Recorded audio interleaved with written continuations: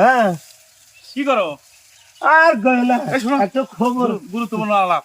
হ্যাঁ তাহলে মানে আলাপ হলো কি ওই এই যে ধান কাটার পর হ্যাঁ ধান কাটার পর ভারতে প্রোগ্রাম করার জন্য ডাকতেছে আমাদের। আমার ফোন করছিল এই কিছুক্ষণ আগে রবিন্দা আবার শান্তনু দাও করছিল, আবার পূজা দিও করছিল।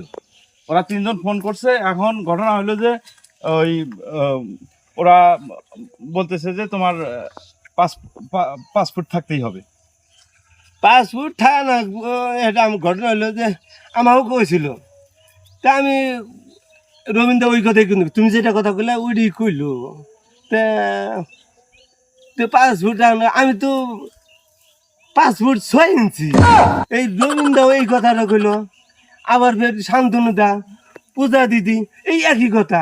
এটা আসলে আমরা যে ভারতে নিয়ে যাবো প্রোগ্রাম করে এটা আঙ্গরে না শান্তনু দিছে যে শান্তনু দিয়ে দিয়া আঙ্গরে ভাড়াইতেছে। আসলে আঙ্গরে নিব না ওইরকম ভাবে। আরে পাগল, আঙ্গরে ওইরকম প্রোগ্রাম করে নিব না। তুমি যাইটাই কো। তোমার তো মাথা খারাপ গো শাহেদ ভাই।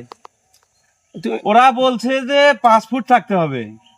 আর পাসপোর্ট তো ভাই আছে রে ভাই, এটা আসলে আঙ্গরে নিয়ে যাওয়ার কথা তো না। এটা আমি এইটাই কইছি, এটা আসলে আঙ্গরে নিয়ে যাব না। তোমার পাসপোর্ট কবে থাকলো আমি জানবো না? তোমার আমি পাসপোর্ট আমি 6 ইঞ্চি। আরে পাগল, এই পাসপোর্ট সেই পাসপোর্ট না, ওই যে বিদেশ যাইতে গেলে যে ভিসা পাসপোর্ট করা লাগে, হ্যাঁ সেই পাসপোর্টের কথা বলছি।